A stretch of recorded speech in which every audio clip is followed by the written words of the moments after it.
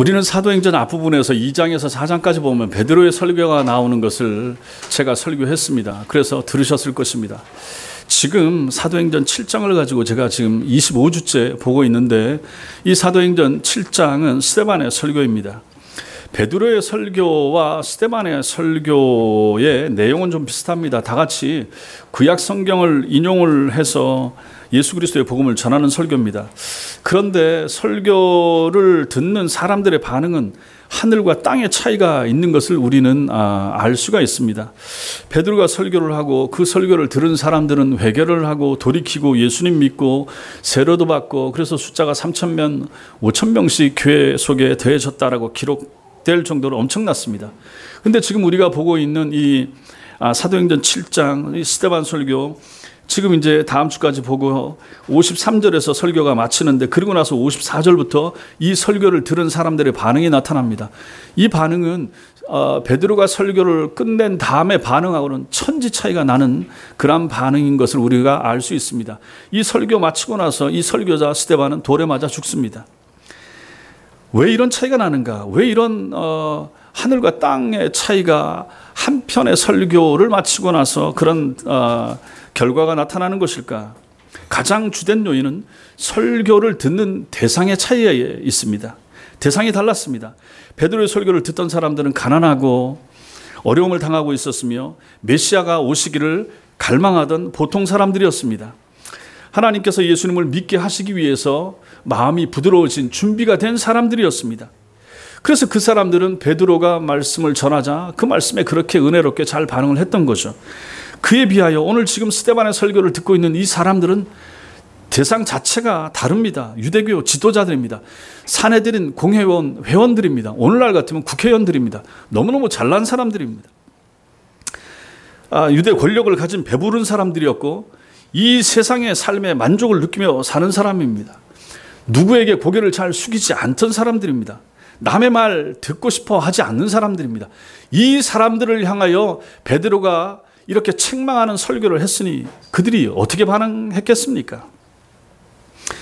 그래서 이 두 대상의 차이가 그 설교의 결과로서 이렇게 크게 차이가 난다 하는 것을 이제 앞으로도 보게 될 것입니다. 자, 이런 유대교 지도자들을 향하여 스데반이 그들이 평생에 들어보지도 못했을 책망하는 설교를 전하고 있는 것을 오늘 말씀에서도 우리가 보게 되는 것입니다. 자, 그러면 오늘 이 51절 한 절 말씀을 통하여 하나님이 여러분과 저에게 우리에게 주시는 교훈이 무엇인가 한번 찾아보겠습니다. 어렵지가 않습니다. 첫째로는 목이 곧은 사람들의 모습을 보게 됩니다. 이 스데반의 설교 51절은 아주 결정적인 지점에 지금 이르고 있는 것입니다. 스데반은 그를 고소한 사람들에게 탁월하게 답변을 하고 있죠.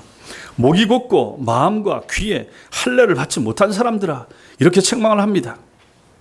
여기서 목이 곧다라고 하는 것은 우리말에서는 주로 교만한 사람들을 말할 때 이 표현을 쓰고 있지만, 헬라어에서는 강조점이 완고하고 고집이 세다, 완고하고 고집이 센 사람이다, 여기에 초점이 맞춰집니다. 자기 욕심으로 가득 차서 하나님의 말씀을 들으려고도 또 순종하려고도 하지 않는 사람들을 말합니다. 이 목이 곧다라는 말씀은 모세 시대에 이미 하나님께서 이스라엘 백성들에게 자주 하신 말씀입니다. 출애굽기 32장 9절에 보면 여호와께서 또 모세에게 이르시되 내가 이 백성을 보니 목이 뻣뻣한 백성이로다, 이렇게 말씀하고 있습니다. 시내산 아래서 모세가 하나님 앞에 시내산에 올라가서 십계명을 포함한 여러 가지 율례를 받으러 올라간 사이에 그 밑에 남겨진 백성은 모세가 빨리 안 내려온다고 불평하더니 마침내 그 형 아론에게 우리를 인도할 신을 만들어 달라, 여호와를 눈에 보이게 만들어 달라, 그렇게 부탁을 해서 금 송아지를 만들어내고 그것을 섬기지 않았습니까? 이 모습을 보고 하나님께서 그 백성을 향하여 모세에게 했던 말이 바로 이 말씀이 되는 것입니다. 목이 뻣뻣한 백성이다. 목이 뻣뻣한 백성이다. 그들은 척박한 땅 가나안으로 가는 것보다 다시 살기 좋았던, 그나마 종이었지만 살기가 괜찮았던 애굽으로 가고 싶어 했던 그러한 사람들입니다. 하나님께서 그들을 구원을 해주셨고 하나님의 백성으로 삼아주셨으며 영원한 생명을 향해 가는 길을 알려주셨지만 이 사람들은 그것을 듣고 순종하기를 거절했던 사람들입니다. 하나님의 말씀이나 뜻보다 자신의 생각을 앞세우고 자기 고집대로 행하려고 했던 사람들이 이스라엘 백성들입니다. 완고하고 고집이 센 사람들이 바로 이들이었던 것입니다. 이들이 광야에서 죽었던 이유가 여기에 있습니다.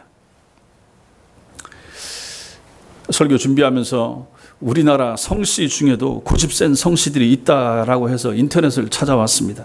잘 아시는 대로 뭐 강씨, 최씨 뭐 이렇게 나오더라고요.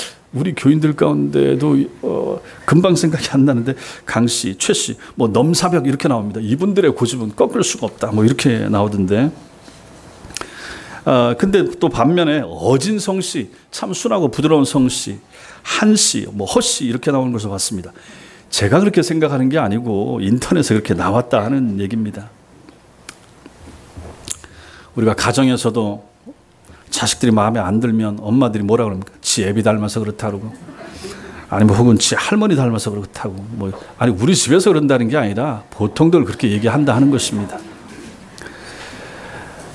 아이들도 집에서 게임 그만해라, 말 죽으라고 잘 안 듣는다라고 얘기하는 그러한 엄마들 얘기 들은 적이 있습니다.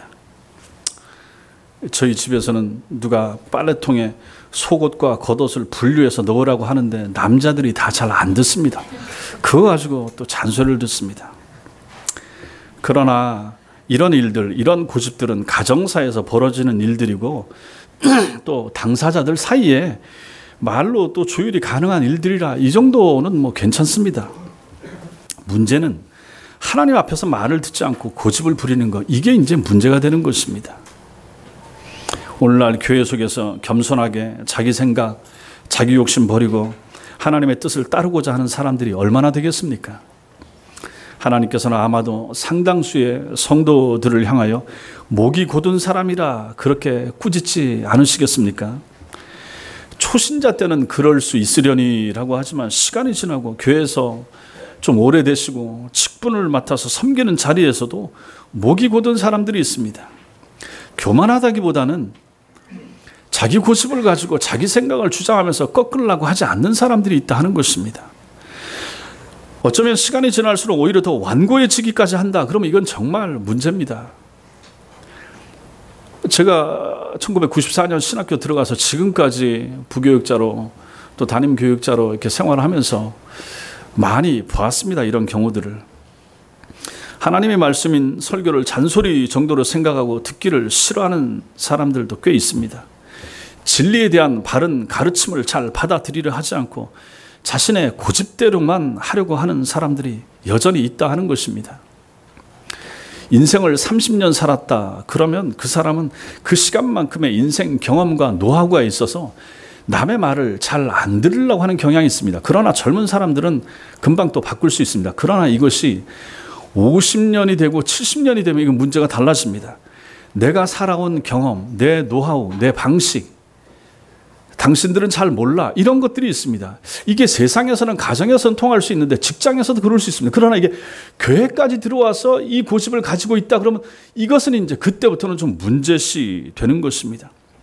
그것조차도 신앙 안에서 내려놓아야 하는데 사람들은 잘 그렇지를 못합니다. 그래서 보통 사람 고쳐 못 쓴다 이렇게 말하지 않습니까? 사람 고쳐 못 쓴다. 이건 참 슬픈 말입니다. 교인들은 그런 소리 들어서는 안 됩니다. 아니 성령이 날 안 고치면 누가 고칩니까? 집에서 못 고칩니다. 심지어 남편과 아내 뭐 잘 못 고칩니다. 부모도 잘 못 고치지 않습니까? 아니 근데 그 못 고치는 것을 성령님마저 못 고치면 그럼 누가 고친단 말입니까? 말이 안 되지 않습니까? 변화를 싫어하고 바람직하지 못한 루틴을 교회에서 그대로 유지하려고 하는 사람들이 있습니다. 자기가 늘 해오던 생활 습관이 있지 않습니까? 이걸 가지고 교회 안에 왔을 때 그대로 하려고 하는 사람들이 있습니다. 자기 자리, 꼭 그 자리에 앉아야만 은혜 받는다라고 생각하는 사람들이 있습니다. 자리가 은혜를 줍니까? 아니잖아요. 좋아하는 찬송, 꼭 그것만 불러야 된다라고 얘기하는 그런 분들, 좋아하는 성구. 그래서 어떤 분들은 성구에 출치지 말라고 하는 분도 있습니다. 맞죠? 그것만 꼭 은혜가 되는 것처럼 생각합니다. 아니 그 아래 구절, 그 밑에 구절은 은혜가 안 됩니까? 주님이 다 우리에게 필요한 것으로서 주신 말씀이에요. 찬송도 마찬가지고 그래서 골고루 부르고 골고루 읽는 것이 그만큼 필요한 것입니다. 물론 자기에게 딱 와서 닿고 하는 것이 있을 수는 있습니다. 그럼에도 불구하고 다른 구절, 다른 찬송에 대해서도 열린 마음을 가지고 하나님이 내게 내 영혼의 유익을 위해서 주시는 말씀과 찬송과 뭐 이런 걸로 다 받는 그 자세가 필요하다 하는 것입니다. 설교 스타일이 어때서 은혜 못 받는다, 이런 생각도 버리셔야 된다 하는 것입니다.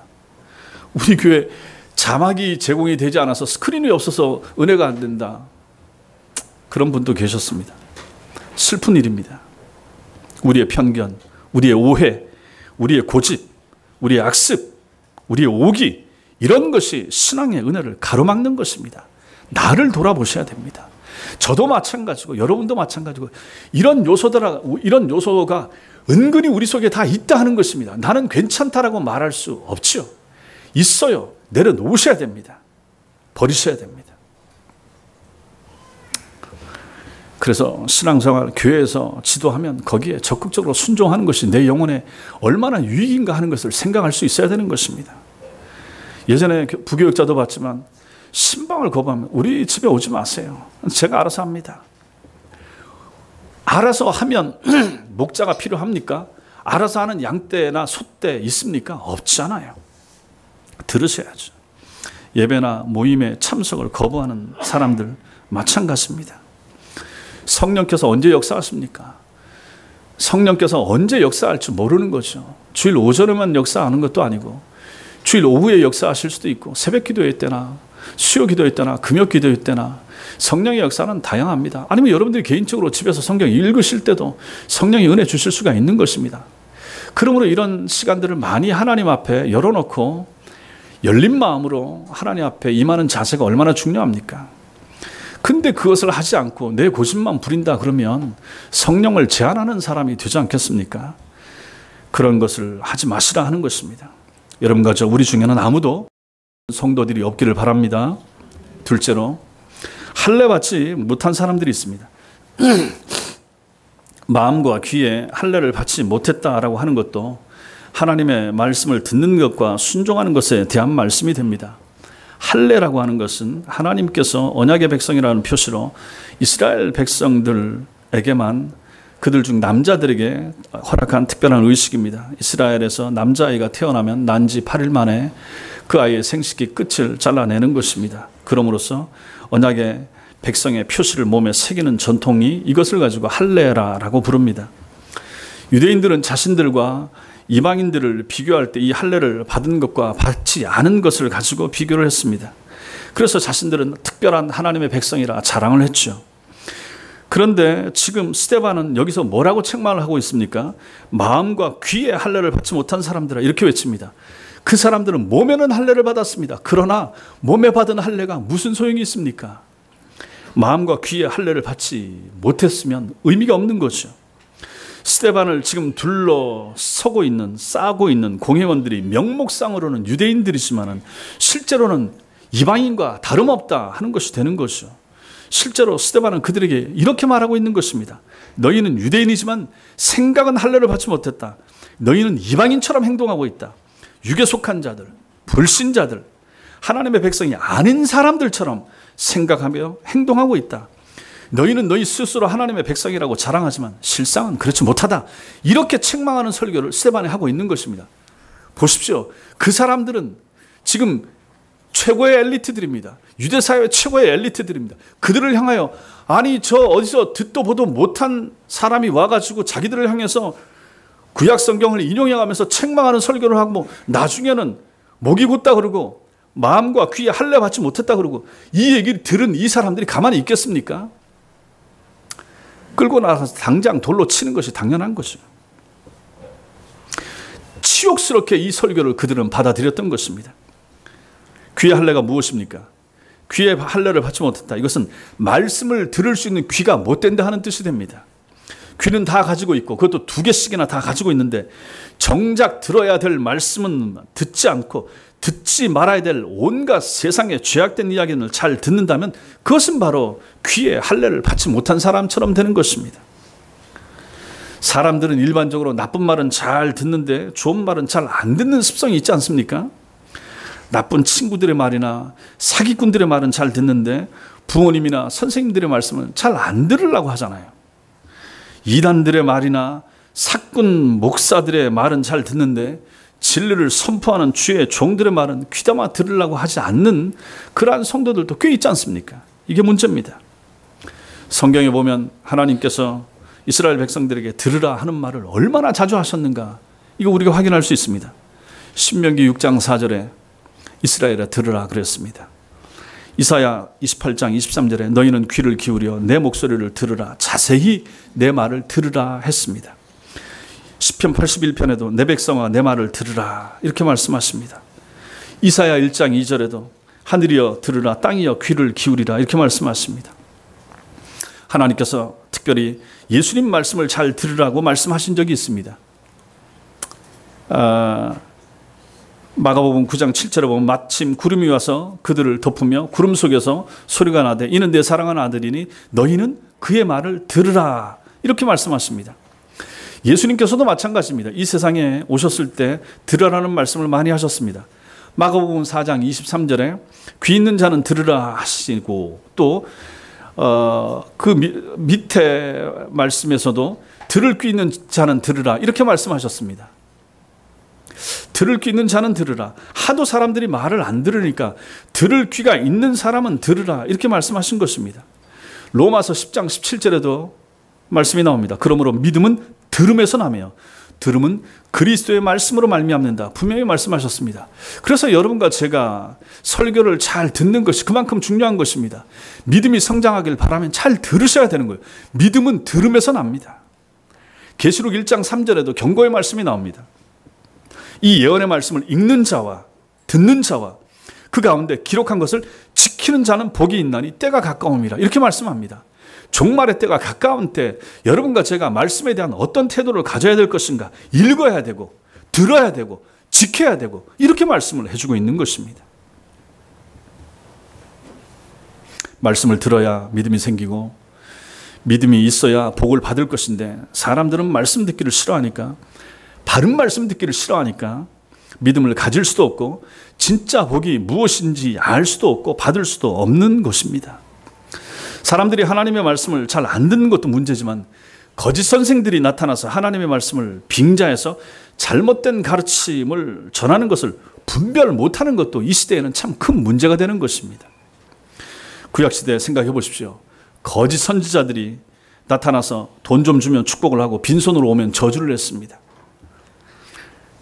지금 죄가 하늘에까지 쌓여서 회개하지 않으면 곧 멸망을 당할 시점인데도 그들은 뭐라 그랬습니까? 괜찮다. 하나님께서 우리를 치시겠느냐? 우리가 어려움을 당하면 그냥 두시겠느냐? 안심하라. 하나님의 성막이 괴가 우리에게 있다. 걱정하지 마라. 전쟁에 나가도 우리가 이긴다. 이런 쓸데없는 소리를 했다 하는 것입니다. 거짓 평화를 외쳤던 거죠. 우리가 하나님의 말씀을 듣는 것이 너무나 중요하기 때문에 교회에서는 예배 중에 설교를 가장 중심부에 놓는 것입니다. 그런데 타락한 중세 로마 교회에서는 성도들이 알아듣지도 못하는 라틴어로 신부가 설교를 조금 하고 각종 예식만 아주 거창하고 신비스럽게 행했습니다. 그 나머지 시간을 다 그걸로 때운 거죠. 그래서 당시 교회는 교회가 아닌 그냥 우상 숭배의 장소로 변해버리고 말았던 것입니다. 그래서 개혁주의 교회에서는 무엇이 바른 교회냐라고 할 때 제일 먼저 말씀이 바르게 선포되는 곳이 교회라라고 정의를 내리고 시작을 했던 것입니다. 말씀도 아무렇게나 전해지는 그런 말씀이 아니라 성경을 바로 해석한 말씀, 십자가의 복음이 정확하게 선포되는 그러한 말씀, 그러한 장소, 거기만이 교회라라고 그렇게 인정을 했던 것입니다. 그 바르게 선포되는 말씀을 잘 듣고 배우는 곳, 그곳이 바로 교회입니다. 그렇다면 여러분들은 어떻습니까? 성도님 여러분, 여러분들은 귀에 할례를 받으셨습니까? 들려지는 설교에 정말로 아멘으로 정당하게 잘 반응하고 계십니까? 여러분 말씀을 집중해서 잘 들으십니까? 내게 주시는, 하나님이 오늘 내게 주시는 말씀으로 들으십니까? 받으십니까?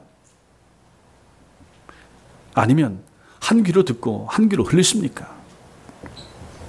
먼 나라 소리 하는 것 같으십니까? 귀에 할례가 필요합니다. 그렇다면 그런 분들은 말씀을 바로 들을 수 있는 은혜를 달라고 기도하셔야 됩니다. 처음 나와서 설교가 어렵고 그럴 수 있습니다. 그러나 시간이 상당히 흘렀음에도 불구하고 설교에 대한 부담이 있다든지 잘 안 들려진다 그러면 여러분 기도하셔야 됩니다. 말씀을 들을 수 있는 은혜를 주옵소서, 말씀에 바르게 반응할 수 있는 은혜를 주옵소서 하고 하나님 앞에 기도하시기 바랍니다. 또 하나 마음의 할례가 있습니다. 마음의 할례를 받지 못한 사람, 이건 무슨 뜻입니까? 듣기는 잘하는데 삶에 전혀 변함이 없는 사람들에게 하는 말씀입니다. 갈급한 사람을 생각을 해보십시오. 여러분 중에도 그런 분들이 계십니다. 그런 사람들은 스치듯 지나가는 그런 설교 한 구절에도 인생이 변하는 사람이 있습니다. 그런데 오래도록 바르고 옳은 말씀을 듣는데도 불구하고 도무지 삶에 변함이 없는 사람들이 있는데 그들이 바로 마음의 할례를 받지 못한 사람입니다. 그렇게 설교를 10년 들었으면, 그렇게 20년, 30년 예수를 믿고 들었으면 삶이 그 정도 수준에서 그쳐서는 안 될 사람 같은데 안 변한 거예요. 완고해요. 그러한 권사님들을 많이 봤습니다. 저 정도 신앙생활을 했으면 참 천사 반 정도는 좀 닮았었어야 되지 않을까 그런 마음도 드는데 물론 목사들도 마찬가지고 장로들도 마찬가지입니다. 그렇게 따지면 진짜 그렇게 설교하는 목사들은 더 많이 변했어야죠. 저도 마찬가지고요. 완고하기가 그지없는 사람들이 되는 거죠. 고치셔야 되는 거죠. 하나님의 말씀을 목사들은 전하기만 했지 자기한테 적용하지를 않은 거죠. 성도들도 마찬가지입니다. 그렇게 좋은 말씀을 잘 듣고 지금 같은 시대에 TV를 틀면 그렇게 좋은 목사님들 많이 나오고 잘 들으시면 그러면 정말로 많이 변하셨어야 되는 거죠. 듣기는 많이 듣는다고 하는 것 같은데, 많이 알기는 아시는 것 같은데, 그럼 삶은 왜 그 정도입니까? 하고 묻고 싶은 사람들이 꽤 되는 거예요. 마음의 할례를 받지 못한 거죠.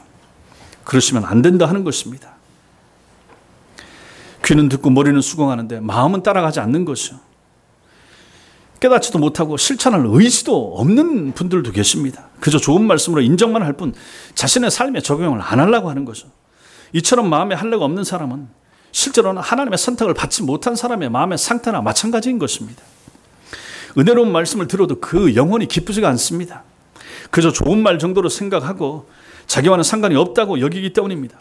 설교를 통해서 잘못을 지적해도 자기와는 상관없이 여기는 경우도 꽤 많습니다. 내가 내 마음대로 평가 기준을 정하고 살기 때문에 남의 충고는 소용이 없어 보입니다. 그것이 하나님의 뜻이고 진리고 생명의 길이라고 해도 그런 거 상관하지 않고 지금 눈앞에 보이는 것만 보고 자기 갈 길을 가는 사람들이 교회 안에 꽤 있다 하는 것입니다. 알아듣지를 못하는 것이 아니라 알아들으면서도 무시하는 것이 문제가 되는 거죠. 이런 경우가 마음의 할례를 받지 못한 경우가 되는 것입니다. 무슨 말을 들어도 도무지 삶이 바뀌지 않는다 그러면 이건 정말로 큰 문제입니다. 구약시대의 할례가 신약시대의 세례로 대치됐다라고 말씀을 드렸습니다. 하나님 앞에서 신앙을 고백하고 세례를 받은 사람의 마음에 주님으로 인한 감동이나 은혜나 변화가 없다 그러면 그건 비극입니다. 어떻게 보면 그것은 세례를 잘못 받은 것입니다. 회심하지도 못했는데, 거듭나지도 못했는데 세례만 받은 것입니다. 우리 중에는 마음의 할례를 받지 못한 사람들이 한 사람도 없기를 바랍니다. 결국 마음과 귀의 할례를 받지 못했다고 하는 것은 귀와 마음의 할례가 필요하다 하는 것을 의미하는 것입니다. 할례로 표현되는 근본적인 수술을 받아야 하는 것입니다. 그때 비로소 진리를 받아들일 수 있게 되기 때문에 그렇습니다. 하나님의 복음을 들을 수 있는 귀, 하나님의 진리를 수용할 수 있는 마음, 이게 얼마나 중요합니까? 마음과 귀의 할례를 받은 성도님들이 다 되시기 바랍니다. 마지막으로 성령을 거스르는 사람들이 있습니다. 목이 곧고 마음과 귀의 할례를 받지 못한 사람들의 특징이 뭡니까? 성령을 거스르는 것입니다. 너희도 너희 조상과 같이 항상 성령을 거스르는도다, 이렇게 책망하고 있습니다. 너희 조상들, 이 유대인들, 스데반 시대 이 유대인들의 조상들인 사람들, 광야 시대 이스라엘 백성들, 너희 조상들 했던 거하고 너희가 지금 하는 거하고 똑같다. 어쩌면 그렇게 똑같으냐 책망하는 거죠. 이들은 언제나 성령을 거스른다라고 싸잡아 책망하고 있는 것입니다. 광야에서 그토록 하나님 앞에 완고한 목이 뻣뻣했던 백성들을 그들이 지금 1000년이 더 지났어도 너희들의 모습, 1500년이 지난 너희들의 모습에 그대로 나타난다. 이렇게 말하고 있습니다. 그럼 그때로부터 2000년이 지난 오늘 이 시대에 하나님을 믿은 지 10년, 20년, 30년, 50년 된 여러분과 저는 어떻습니까? 우리의 목은 어떻습니까? 우리의 고집은 어떻습니까? 하나님 말씀 앞에 우리의 자세, 태도 어떻습니까? 부드럽습니까? 온유합니까? 예수님을 닮았습니까? 우리의 말이, 행동이, 삶이 예수님을 보여주고 있습니까? 교회 안에 그런 사람들로 채워지고 있습니까? 아니면 이거 슬픈 일이 되는 거죠. 항상 거스른다고 그랬습니다. 항상이 뭡니까?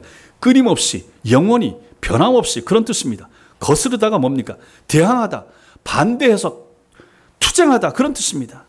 또한 이 단어가 지금 현재 시제로 쓰이고 있습니다. 그러면 뭡니까? 습관적으로 그렇게 되고 있다는 거예요. 항상 성령을 거스르는 거예요. 늘 성령을 거스르는 거예요. 매주 성령을 거스르고 있는 거예요.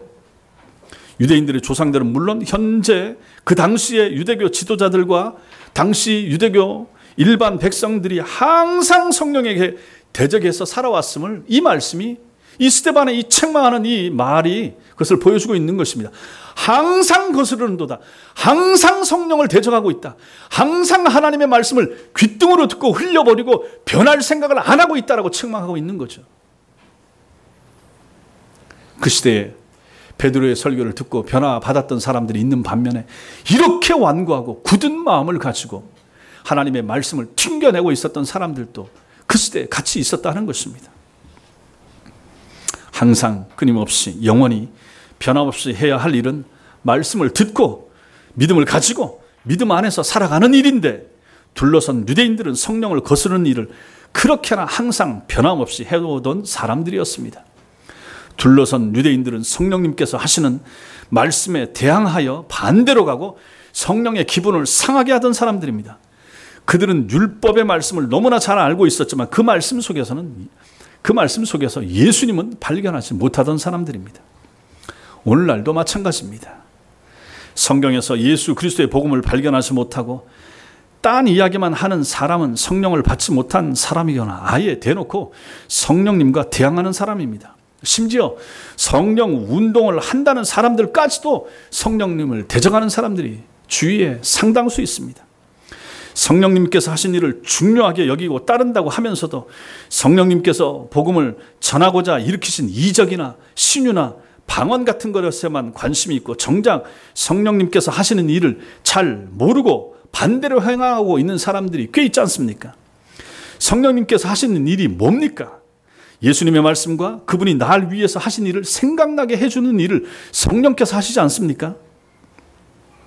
예수님께서 날 대신 십자가에 죽으셨음을 생각나게 해주는 그 일을 바로 성령께서 하시는 거예요.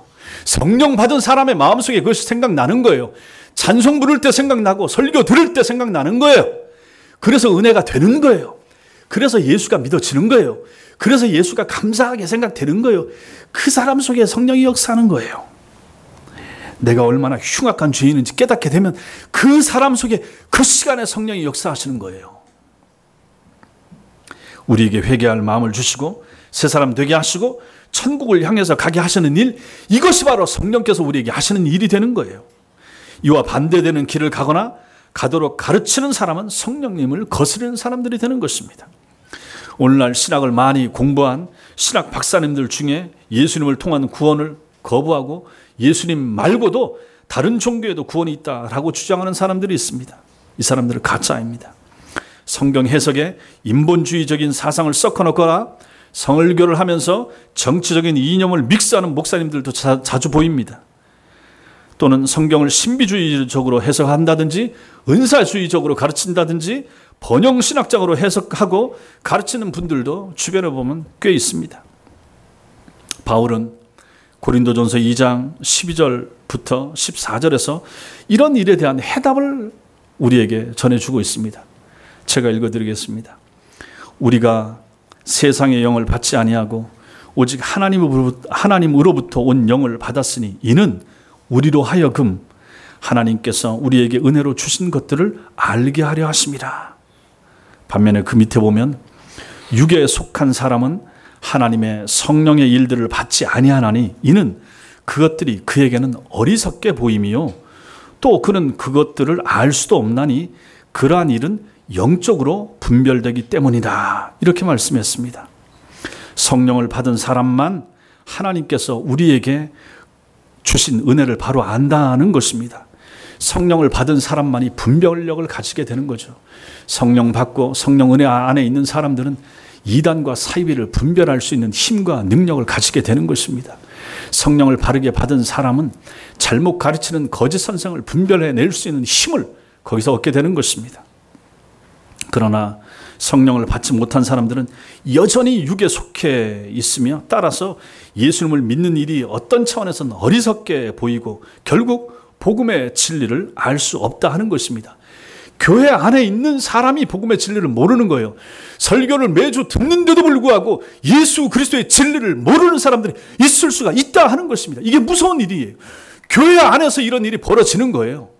한편의 설교를 같이 들음에도 불구하고 어떤 사람은 그 설교 가운데 예수 그리스도를 만나고 성령을 체험하지만 또 어떤 사람은 그렇지 못하고 오히려 복음에 대한 거부감을 가지는 사람이 그 설교 중에 나타나기도 한다 하는 거죠. 이게 참 놀라운 신비가 되는 것입니다. 그 반대편에 서 있는 사람들은 영적으로 무지한 사람들이고 성령을 거스르는 사람들이 되는 것입니다. 성령을 거스르는 것이 이렇게 참 무서운 것이고 이것의 끝은 무엇입니까? 영원한 지옥 아니겠습니까? 사랑하는 성도 여러분, 오늘 말씀은 실제로 어려운 설교가 아닙니다. 우리에게 신앙생활에서 결정적으로 피해야 할 것들이 무엇인가를 우리에게 가르쳐 줍니다. 믿음에서 떠난 고집, 말씀과는 거리가 먼 완고함, 이것을 조심해야 됩니다. 말씀을 잘 귀담아 들으셔야 됩니다. 말씀을 향하여 마음과 귀를 여셔야 됩니다. 그리고 말씀을 듣고 나서 마음이 변화되셔야 됩니다. 변화된 마음에 성령이 거하십니다. 성령은 우리에게 신자로서 어떻게 살아야 할지를 생각나게 해주시고 그 길로 갈 수 있는 힘을 주시는 분이십니다. 성령이 인도하는 삶을 사는 사람이 바로 성령 충만한 사람이 되는 것입니다. 이런 삶이 아니라면 그는 성령을 거스르면서 사는 사람입니다. 성령을 거스르면서 사는 사람들은 교회 안에 얼마든지 있습니다. 하나님 말씀에 대한 태도나 자세, 들려진 말씀에 대한 순종의 여부, 이런 것이 바로 그 사람이 성령을 거스르는지 아닌지를 보여주는 지표가 되는 것입니다. 여러분의 마음은 여러분이 살피셔야 됩니다. 나는 오늘 들려주신 말씀에 대하여 어떤 자세인가, 어떤 마음이 내게 일어나는가, 나는 그 말씀 앞에 아멘 하면서 수용하는가, 아니면 그 말씀을 거스르는가, 불편한가, 부담스럽게 생각하는가, 가려서 들으려고 하는가, 여러분이 가장 잘 아십니다. 여러분의 마음을 살펴보십시오. 여러분들 중에는, 우리 교인들 중에는 아무도 성령을 거스르는 사람이 한 분도 없기를 바랍니다. 우리 중에는 누구도 성령을 거스러서 대적해서 성령의 마음을 상하게 하는 사람들이 아무도 없게 되기를 바랍니다. 모든 성도님들이 전부 다 하나님의 말씀을 아멘으로 잘 받고 수용하고 부드러워진 마음을 가지고 주님이 내게 주시는 말씀으로 받고 그 삶에 수용하고 삶을 변화시키면서 하나님이 원하시고 기뻐하시는 삶을 살기 위해서 날마다 애쓰고 노력하는 그러한 하나님이 원하시는 성도들이 다 되시기를 주님의 이름으로 축원합니다. 기도하겠습니다.